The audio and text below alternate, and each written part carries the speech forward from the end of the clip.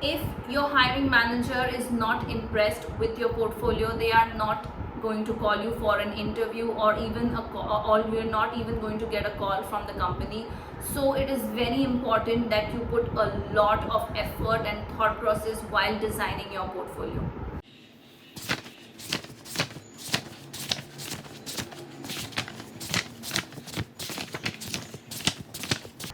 Hi guys, my name is Kashmira and I'm an architect. On this channel, I make videos about architecture and design. In today's video, I'm going to walk you through my bachelor's portfolio. Let's dive right into it.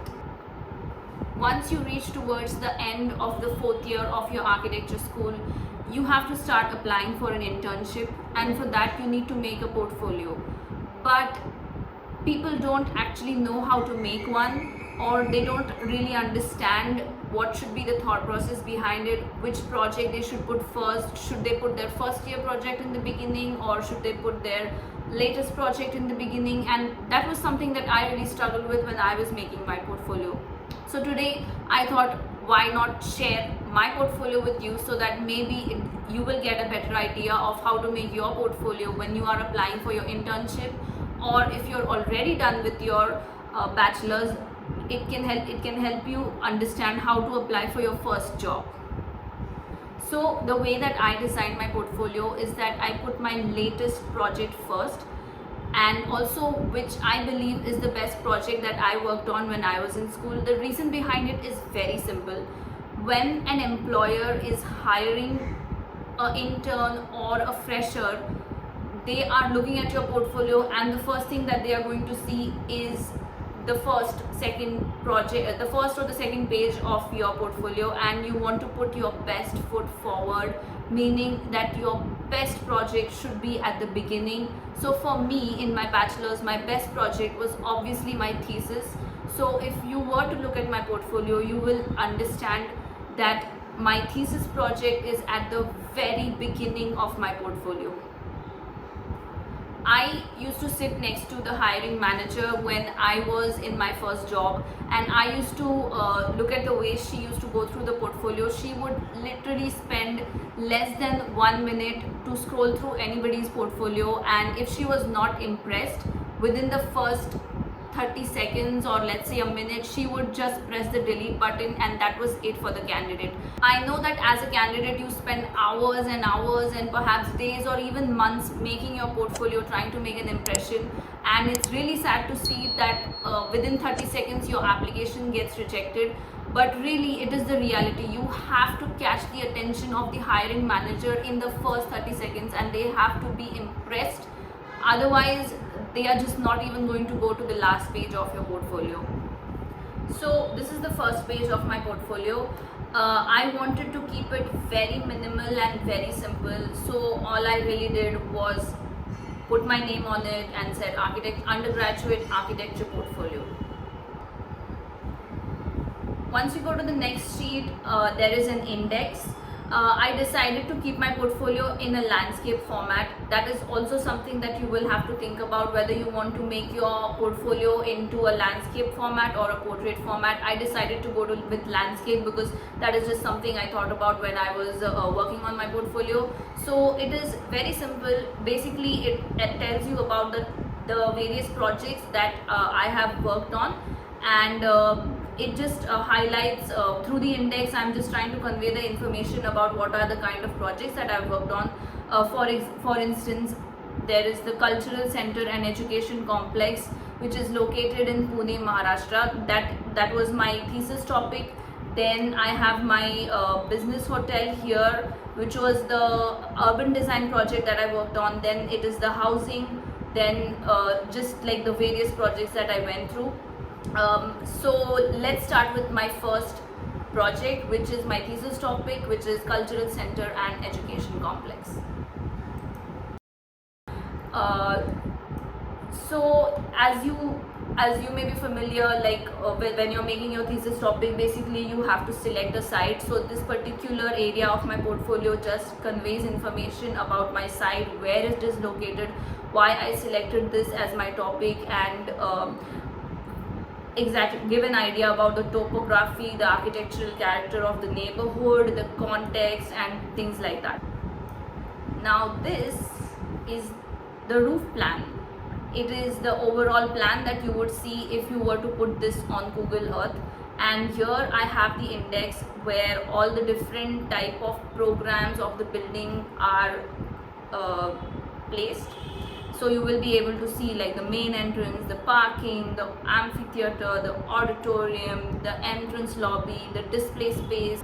Now in this area, mostly I gave an information about why I chose this as my topic, because I am someone who is highly influenced by art and culture, and that is why I decided to select that topic. So this particular area just gives you an overall rendering and a little bit information about why I chose that topic.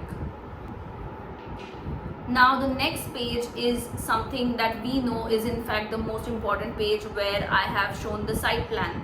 As an architect, we know that the site plan is the most important drawing in our entire project.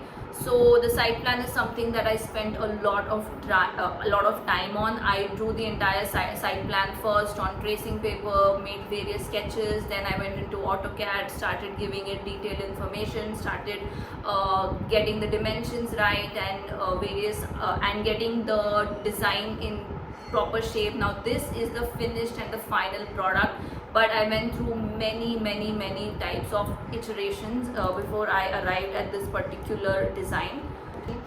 One thing I would like to tell you is that when you are going in for an interview, an employer is not really going to read everything. Perhaps somebody might, but 99% of them are not going to read it. So it is good to have this information so that before going for your interview you can read it one more time for your own revision, because basically the employer is going to ask you to explain your design. So I think it really helps me to read through my own notes, so that when I'm in an interview I know what my design is, because sometimes after a period of a few years you tend to forget. Like I made this portfolio in 2015, it is 2023 now. Obviously you are not going to remember every single thing, so it's good to write stuff because you can go through them. Here I have shown the blown up detail. I have shown the detailed plan of the cultural center. So to give you a little bit of idea, my topic was cultural center and education complex for the visual and the performing arts. So the cultural center was something that was open to the public, and the educational complex was something that was not open to the public. So this is basically the entire public zone, and then I have placed all the elevations and the sections cutting through the design to give an idea about how exactly the cultural block would work. And then now let's go to the next sheet. Here again you have the detailed plan, which is at the second level. Since this is an auditorium and majorly it is a art gallery and it's a very artsy fartsy area, you don't have many things going on the second floor. Again, then I have the elevations, a little bit of rendering, and then a little bit more information about my design. And then this is the educational complex. So basically the idea behind it was that the educational complex will be something again related to the performing arts, where people will come and they will learn dance, they will learn music and all the performing arts. So here you have the detailed plan, and then you have the index which gives you an idea about what the program of that area is. And then you have the elevations and the sections. I wanted to follow a similar type of let's say rhythm when I was making my portfolio, so that when somebody new is looking into it, it just becomes very easy for them to go through it, and they don't get confused. So on the right side I have placed all my plans, and on the left side I usually have my elevations and my sections, and then I place my renderings in the center to maintain some kind of similarity. And yes, so that is my thesis project. And if you would like to know more about design, I would love to explain about that, because we know how much time and energy and effort we put into our thesis project, only to realize that the person who comes to look at our project looks at it only for like 5 to 15 minutes. So I think I will make a separate video about my thesis project and explain it in detail. Let me know if you would like to watch that. It would mean a lot. And make sure that you hit the like button. That helps me a lot to make more content such as this one. So as we move on, it is my 4th year urban design project. So as I explained earlier, like, you always put your best project first. So that was like the best project that I did in my bachelor's, and now this is my second best project which I did in my bachelor's. It is an urban design project. You might see that I really like to play with angles, and yes, that during that time I was somebody who was very crazy about Zaha Hadid. I mean, I'm still crazy about the work that she did. I think she's amazing. I was also I also loved Daniel Libinsky and this whole idea of deconstructivism. So you will notice that there is a lot of deconstructivism feel to the project. Now again, here you will see that the plans are all placed on the right side, and again, as we have discussed earlier, I give an idea about the zoning of the site, and then in between I give information related to the project, and then here you have an overall section. I want you to imagine this in a A4 format, because that's how the employer, your possible new employer or the jury member, will be looking at it. So again, then you have the detailed plan, and you have information related to the detailed plan here. Then you have the next level. Again, I'm not going to go and explain everything, because this video will go on forever.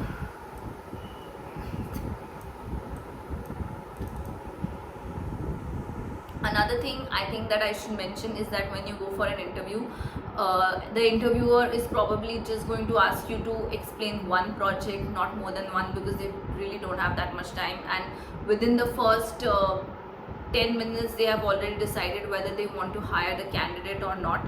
Now this is where the actual practical work comes into play. 98% of the buildings that get built in India today are residential buildings, or housing as we would call it in architecture school. So your housing project is going to be your most important project. Also, it is the most difficult project to work on, because housing is tough. Housing is not easy, but majority of you are at some point going to work on a residential building. So I would highly recommend you to put as much effort as you can into housing.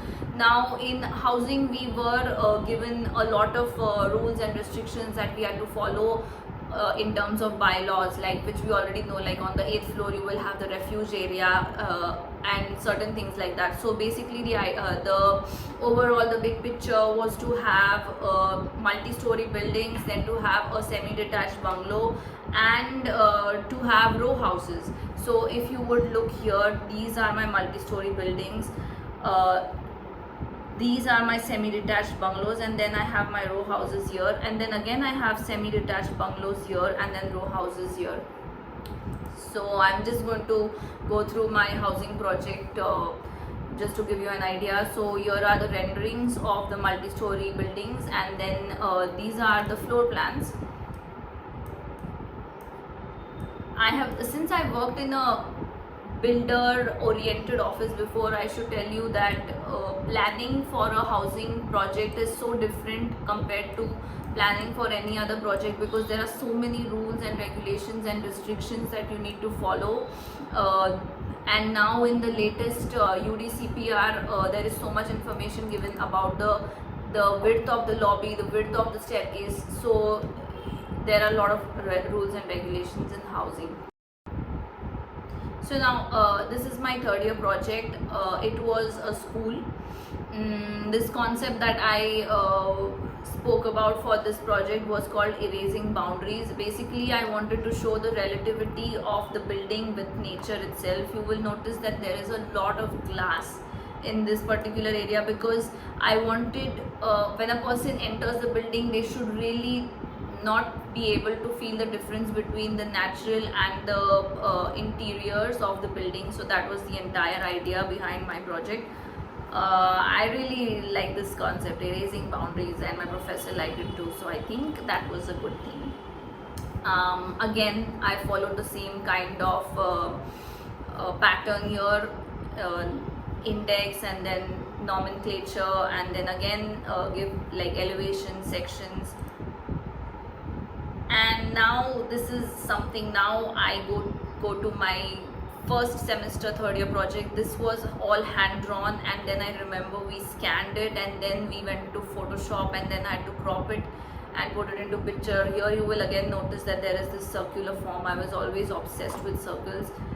And yes, so this was like an actual physical model. I think we made physical models until we were in third year, and then from fourth year we started making walkthroughs. So this was my physical model, my last physical model in my bachelor's, not in my master's. In my master's we made different physical models. Oh yes, one more thing, my next video is going to be about my master's portfolio, and you will be so surprised to see the complete stark difference between my undergraduate portfolio and my master's portfolio. It's almost like two different people worked on it. But I really hope you like watching this video, so that you watch the next video as well. This is my second year project. Now one thing I need you to understand is this is my portfolio which I used to secure my first job after bachelor's. This is something that I don't share anymore when I go for an interview with the employer, because nobody wants to see such old work.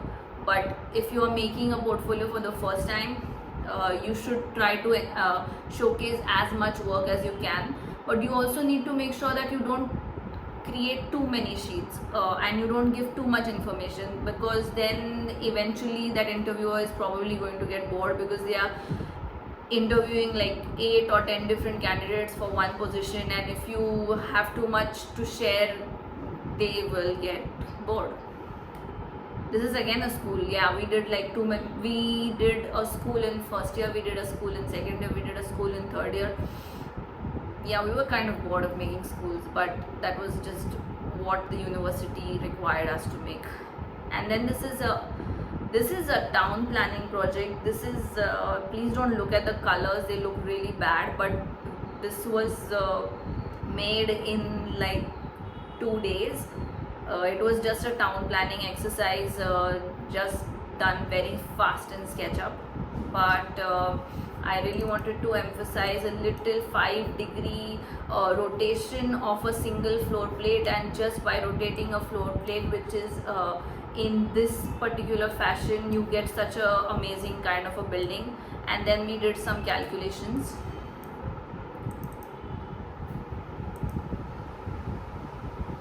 And then this is a group project. This is a ANDC. I don't know how many of you have participated in NASA, which is a National Association of Students of Architecture. This is a competition which happens in India. It's a very exciting competition, and it's kind of like a conference. It's similar to the AIA convention which happens in the United States. So this is for our ANDC top trophy. We did make it to the top 20. Unfortunately, we did not make to the top 10 or win anything, but still I really enjoyed working in this team, and it was so much fun. And basically we focused on slum redevelopment. We actually went into slums, we looked at the way these people were living, we interacted with them, we asked them so many questions about how they think their life should be and what they would like to see their houses to be converted into. And it was actually a lot of fun and very challenging, because